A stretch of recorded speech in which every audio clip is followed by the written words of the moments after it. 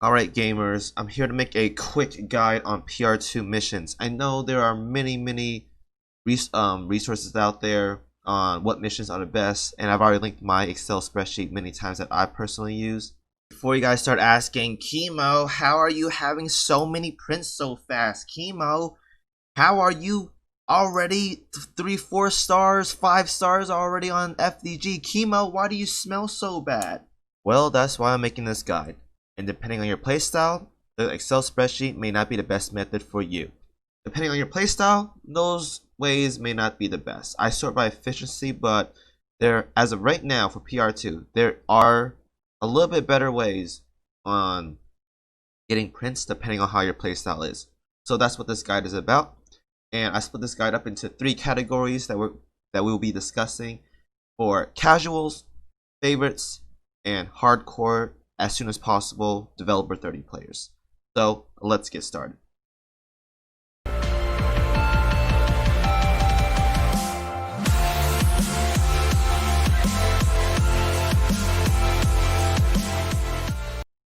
So for the most part, the shorter the better for prints, because these are our best prints per hour yields. The other prints, like the 8-hour ones, 12-hour ones, they give good resources, but you have to consider like how much time you're spending doing those. Those are the missions you'd want to do for, let's say, I want to go to sleep, I want to go to work, I don't have time to check out my game, I'm gonna be gone on vacation. Those are the ones you want to go for. But for the most part, the short ones are the best ones. Alright, let's talk about the categories for casuals. Very simple. You want to go for DUL and HUL is the first ones, because these are 30-minute ones. These give the best. They have a lot of expenditures. You gotta do like 5,000 coins, 5 cubes, or 8,000 coins and 3 cubes. They're pretty pricey, but for what it's worth, they are very good yields. I highly recommend doing them even if you are casual whenever you see them. Second one will be C missions, because even though you guys want prints, you're probably not going to be able to afford them consistently because you're probably doing like retrofits, collecting ships for whatever reason, making gear, gacha. C missions are your best friends because they're free, they cost nothing, you don't have to do anything, you just take it, go away for a couple hours and come back. These are pretty good for you. Third one will be gold B missions. These are the ones you want to you have to go into the map, like 3 clears in world 7, 3 clears in world 11, stuff like that. These are pretty good. You have to spend oil, you gotta spend time, but they're pretty good. They don't cost you much resources like coins or cubes. You just gotta spend some oil, but in the long run, they're pretty good. You want to take these. The fourth one are G and D missions. These are the ones that have coins that you have to spend. This is the method I kind of took. Actually, not really. I did a lot on coins. So you want to do these if you see them and if you have some coins to spare, because they give a good amount of prints. They give some gear prints. Overall, coin missions are really good. They're probably the second best thing missions you can do as of right now, because of course, if you spend more stuff, you get more stuff back. Simple as that. You want to do these. And then fifth ones, H missions. These are the ones that cost cubes. I know for the most part, some of you guys are just like dying for cubes, but for the most veteran gamers, we're pretty good on cubes. If you have cubes, you want to spend them, go ahead and spend them. Avoid the gold one because those aren't good. Same as the G missions, avoid the purple ones.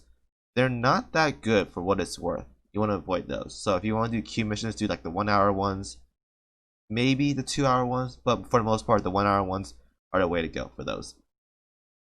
And to give you guys basically a synopsis on a casual method, this one is aligned so players who don't have a lot of time to play but wants to collect prints for their own ships can do so. The downside is there will be slower pacing compared to other methods, but it does not harm your progression. Just play at your own pace. Simple as that. Now, for the favorites method, sorry guys, I was at a wedding last night. I had a lot of Indian food. Oh my god, it was so good. My mouth is still salivating. My throat is dying. Alright, that being said, my favorites are DUL and HUL 30 minutes. Same as the casual one. Best expenditure, high expenditures, but very good yields in the long run. So do those. The second one would be D missions with the targeted ships. So say you want to go for Seattle. We see a Seattle D mission, go for it.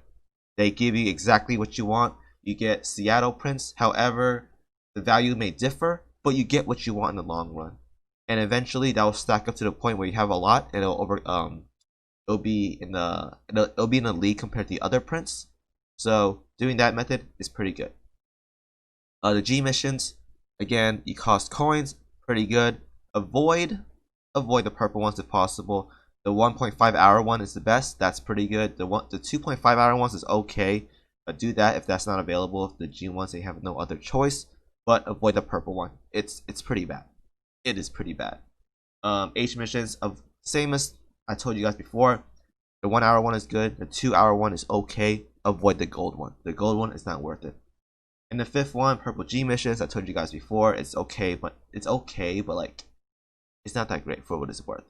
B missions are pretty good as well, because again, I told you guys, you go there, you knock some ships out and whatever worlds 3 times, and then you come back, no resources to spend, but the progression may be a little bit slow. I think it might be better than purple G missions actually, but it's down there. I don't really care about those, because usually for my methods, the top 3 or 4 are the go-tos and are always available. And then the 7th one, C missions, very basic, free, cost nothing, take it, go away, come back, you're good. So that's the favorite method. And this is for players that have desired ships you want. You don't care for the other ships, you just want those specific ships as soon as possible. If that's the case, you want as much face missions as possible on your desired ships, while doing the short ones to keep refreshing the missions available in order to proc more of those face missions for that specific ship you want. That's the favorite method. And then here comes my fun one. This is the one I'm currently doing, guys. The hardcore, as soon as possible, developer 30 on all ships. This is the method I'm doing as of right now. So my category for this is DUL, HUL. Again, I don't have to explain it. You guys heard me from the prior ones. These are the best missions in the game. The second one will be D missions. However, you want to go for Azuma or FDG first. The shorter the better. 2.5 hour ones are pretty good. 5 hour ones are pretty good. I've done the gold one. It disappointed me, but if you see it, just take it. You might get better luck than me and not getting one print, but those are really good. The third one would be H missions. Avoid the gold one, guys. I told you guys before, but H missions are the way to go. Spam a lot of these. You will get an insanely fast progression on prints. 4 G missions, again, coins, prints, gear prints, good. Avoid the purple one if possible. Q missions, these are pretty good because most of the time they're on the same duration as cube missions, so you can do these as like a quick reset while still trying to get the rainbow gun that's available in the new PR season, because that's a very powerful gun. So these are the 5th ones. 6 gold B missions. I hardly ever do these, guys, and I don't recommend you guys do these. And then 7 C missions. I've only done this once so far because we were on maintenance and that was the longest one, so I was like, might as well just grab this. So I just grabbed the C mission during maintenance. Again, grab these if you guys don't want to like spend resources and there's like a long duration, like maintenance, work, stuff like that. Grab these then if you want. If you can't manage your time properly, just grab these. It's pretty good. And the hardcore, as soon as possible, developer 30 method. Similar to the favorites method, you want to focus on the short missions that are the face missions.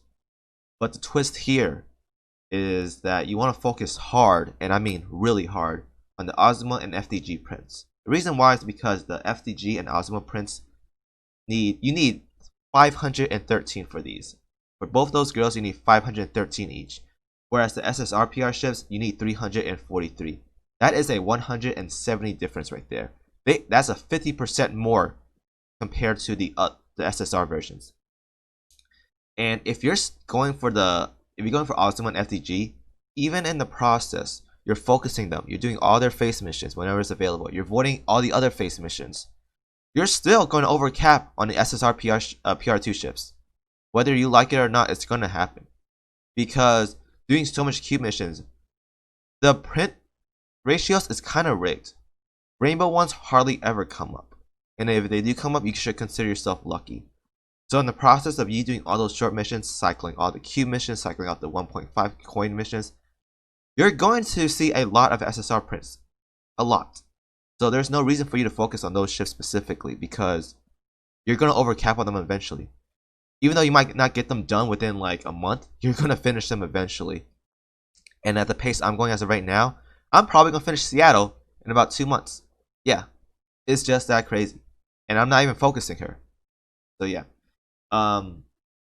Your objective here is to do as many face Azuma and FDG missions while doing short missions, constantly refreshing in hopes of seeing more Azuma and FDG missions. Like I said, guys, focus heavily on these two girls because their prints are very, very rare.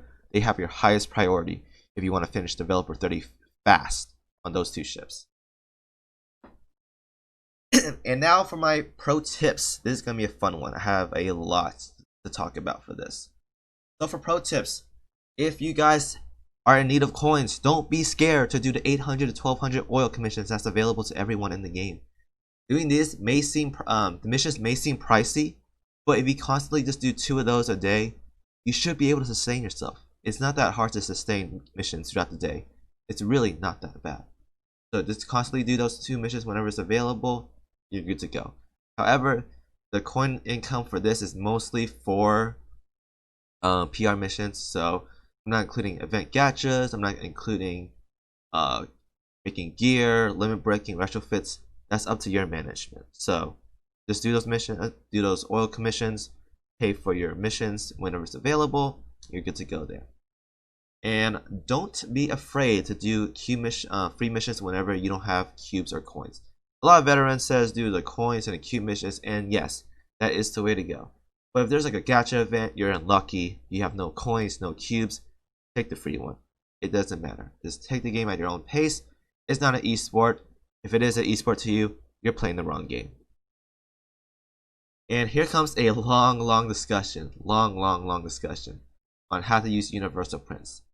So this right here, I want to talk specifically about universal prints because depending on what kind of player you are, you want to maximize how these prints are spent without overcapping. Overcapping means in the process of you saying you want to go, you want a specific ship at Developer 30 and you get it, and then you work on another ship. Let's say down the line, you're finally done with all Developer 30. You look back, and your favorite ship, let's say it's Georgia, has 200 prints overcapped. That's wasted. That's wasted resources right there. You want to avoid that as much as possible because resources in this game are very highly needed. So you want to overcap on that. And this is why I want to talk to you guys about how to spend universal prints because these things, they don't come often. So you want to be very wary on how you want to spend these. So that being said, if you're a casual, spend these prints however you like. I'm not going to tell you how to spend these. If you want to spend them on PR1 ships, go ahead and spend them. If you want to spend them on SSR ships or whatever, spend them however you like. Don't listen to me. You're playing the game. You drive your own car. You play it that way. That's my advice for you, because you probably don't care about how you want to spend those. So I'm not going to tell you how to spend them. If you're the kind of player, if you're a favorites player, my bad. If you're a favorites player, spend them on the ships you want. So let's say I love gas cone. Let's just dump all my prints on the gas cone. Fine, go ahead and do that. You're probably gonna overcap, but if you want to play that way, I'm not gonna tell you otherwise. Go ahead and do so. Now, here's the twist. If you're a hardcore, as soon as possible Developer 30 player, then this is where it changes up.